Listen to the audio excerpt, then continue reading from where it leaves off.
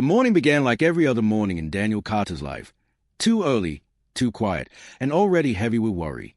The sky over Chicago was still gray when Daniel slipped out of his small apartment, careful not to wake his daughter. The hallway smelled faintly of old paint and cold air.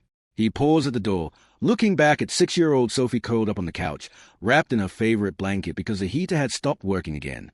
Her school bag rested beside her, packed the night before. Daniel whispered a promise he made every morning. "I'll fix everything soon." He always said it like he believed it. Daniel was 34, a widower, and a single father trying to survive a world that never slowed down for people like him. His wife had passed away 3 years earlier after sudden illness, leaving him with grief, debt, and a child who still asked why Mummy never came home. His job as a warehouse operations assistant was the only thing holding his fragile life together. It paid just enough to cover rent, food, and Sophie's medical inhalers. Being late, even once, could cost him everything. That morning, Daniel checked his watch as he walked toward the subway station. 7:12 a.m. He exhaled sharply. He had to clock in by 8 o'clock. No excuses left. The train arrived late, packed tight with tired faces and silent frustration. Daniel stood gripping the pole, running through numbers in his head, rent, groceries, school fees, when the train suddenly screeched to an unexpected stop. A voice crackled over the speaker. Delayed due to an emergency on the tracks. Groans filled the car. Daniel's heart sank. Minutes passed. Then more.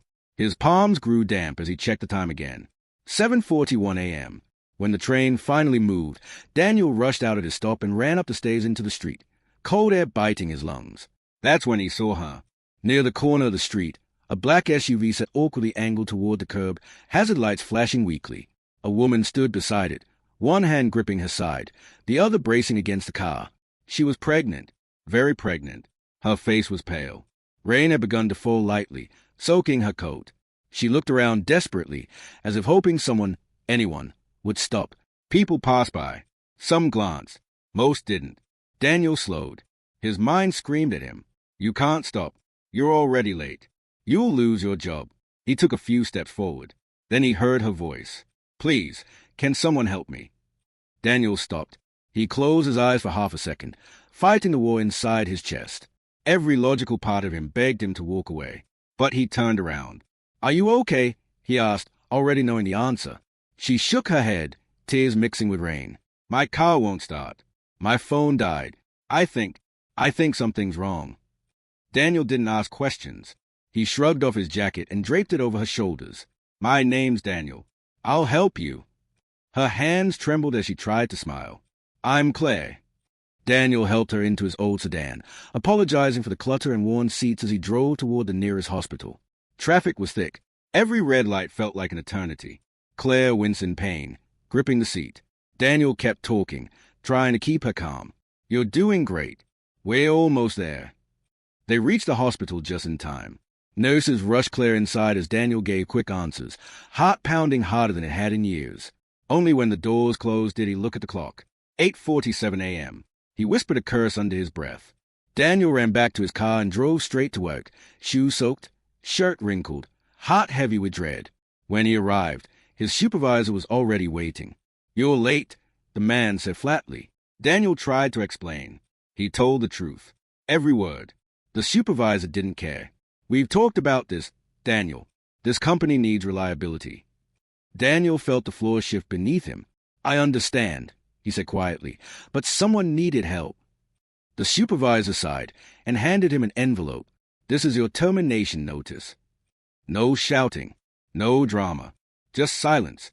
Daniel walked out of the building carrying his box of belongings, rain still falling, wondering how doing the right thing could feel so wrong. That night, Daniel sat at a kitchen table with overdue bills spread in front of him. Sophie sat nearby coloring. "Daddy," she said softly, "why do you look sad?" He forced a smile. "Just tired, sweetheart." She walked over and hugged him. "It's okay. You're a good daddy." Those words broke him. Weeks turned into months. Daniel searched for work every day. Rejection emails piled up. Savings vanished. He sold his television, then his car, then anything that wasn't essential. Some nights, he skipped dinner so Sophie could eat. Still, he never once regretted stopping that morning, even when life seemed determined to punish him for it. One afternoon, a letter arrived. It was thick, official, Daniel frowned as he read the return address. Sterling Solutions Group, his old company. His hands trembled as he opened it. Inside was an invitation, formal, unexpected, requesting his presence for a meeting regarding a new leadership initiative. Daniel laughed bitterly. Then Sophie looked up at him. "Daddy," she said, "maybe it's good news." Against his better judgment, Daniel went. The building looked different somehow. Warmer, brighter. He was escorted into a glass conference room. And there she was. Claire. She stood, no longer pregnant, holding a tablet, confidence radiating from her. "Daniel," she said softly, "I was hoping it was you." The world slowed. She explained everything. She was not just an employee. She was the founder and CEO of Sterling Solutions Group. That day, she had been rushing to the hospital for a scheduled appointment when her car failed and complications began. "You saved my life," she said, "and my son's." She had learned what happened after, how Daniel was fired, how he struggled. "I couldn't let that be the end of your story," she said. Claire slid a folder across the table. Inside was a job offer, executive level, community outreach director, with a salary Daniel never imagined. "We need leaders with heart," she said, "not just skills." Daniel couldn't speak. Tears came freely. That evening, he picked Sophie up and spun her around. "You were right," he said. "Good things do come back." Months later, Daniel stood in his new office, helping families just like his. And every time he saw Claire's son in the hallway, laughing and healthy, he remembered that rainy morning. One choice, one moment, one act of kindness, and a life forever changed.